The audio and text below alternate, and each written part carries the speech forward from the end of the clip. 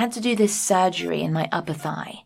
I was just a little kid, so I didn't know what was going on, and so I wasn't really scared. After the surgery, it was hard for me to sit down or to walk like I used to before, but that was okay because after a while I got used to it and started to learn how to adapt to my body changes. This year, right after the school year started, I had to do a second surgery in the same place again. The doctor warned me that I should be really careful with my leg, especially because this is a second and more serious surgery, and that any small injuries would cause serious damage or severe bleeding. He recommended staying home this year and not going to school, but to be honest, I didn't feel like my body was reacting badly. Everything was normal. I walked normally, and when I sat down it did hurt a bit, but it was completely bearable. So I decided after a week that I am going to school after all. Although I did notice that one thing that did change about me. The thing is, I started noticing that my reaction to everything that had to do with blood is really bad. I mean really bad. It would make me sick to my stomach, and I might even faint, like if I see someone bleeding or feel that I might be bleeding. I'd feel really nauseous, even if it was just a really small amount of blood. It didn't really matter. Anything red that came out of anyone's body just made me feel out of it. I think it has to do with the fact that I remember my doctor saying that I should always be careful not to fall or lift something heavy or run, because my stitches would open up and I would bleed really badly, causing my leg a serious damage, and I would never be able to walk normally again. So I took every word he said seriously. As any regular 10-year-old child, all my classmates usually play during lunch break at school. Either the boys run after each other or the girls jump with a rope, and since I can't do all of this to take care of my leg, I would sit with my best friend Jessie, who was always kind to me and preferred hanging out with me than playing with the other kids. And we would talk about Caleb, this boy that I really like. Caleb is 12. He has this soft hair and brown eyes, and he is the teacher's favorite student. He is really smart, and he is always nice to me and helps me with homework sometimes. He is a really good friend.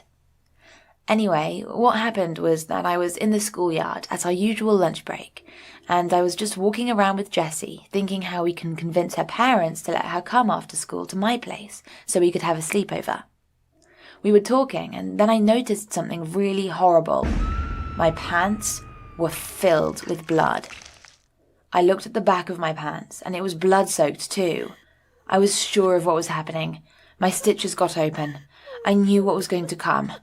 My face became pale, and I started to feel dizzy right away.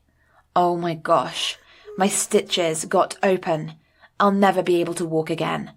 I looked at Jessie, who wasn't paying attention to me at that moment, and I screamed. I was so traumatized that I didn't even notice that she was talking to my sister Amy. I started yelling, "Jessie, call 911, I'm bleeding!" And I fell on the ground with my hands on my face, all sweating like crazy. All the students surrounded me just to see what was happening.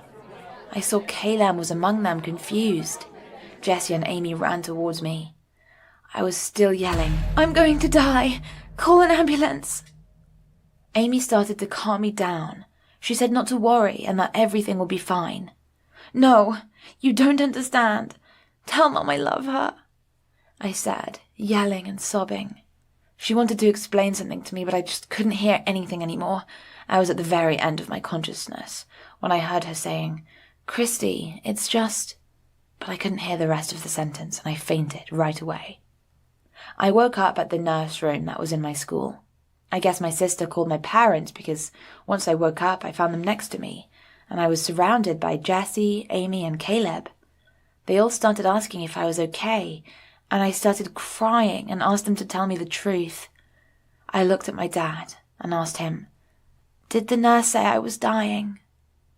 "No, honey, you're not dying. It's something else. Let your mother explain to you." My mother smiled and said, "Honey, congratulations. You just had your period. You're a fully grown woman now," said Amy. "My period? Wait, my stitches didn't get open? So all of this was just a period?" "Yes, you crazy. I tried to tell you before, but you fainted," Amy said. Oh my gosh. So all of this dramatic scene that I made was for nothing. How am I going to walk again in school without anyone laughing at me? I looked at Caleb, who was staring at me. Oh my, he saw everything. He will never look at me now, and he might even end our friendship. I asked everyone to leave me alone because I needed some time and space to rest and relax. I honestly wished I would just vanish, just to disappear until this story was forgotten. I didn't want anyone to see me, so I skipped school and just hid in my room, hoping everyone would just forget everything that happened. On the 6th day of my absence from school, while doing absolutely nothing at home, I heard the doorbell ring. I opened it, and to my surprise, it was Caleb standing there, with a little red box in his hand. "Here, I brought you a gift," he said. "What is it?" I asked. "Open it," he answered. I opened it. It was a box filled with tampons and chocolate, and a little note that said, "I'm glad you survived. Come back to school." The note made me smile, but I was still ashamed. "Are you making fun of me?" I said angrily. "Why do you have to make everything such a big deal? I buy tampons for my sister all the time," he said. "Just relax. Let's eat some chocolate and have a good time. Unless you keep reminding everyone of what happened by your reactions, no one will ever remember." His words did make sense to me, and I agreed with him. Then he went in, and we hung out together. He even told me that he always liked me. I couldn't be happier, and I was secretly so glad that this incident happened to me. He kept making jokes just to make me feel better, and told me to keep some tampons in my bag from now on to avoid these kinds of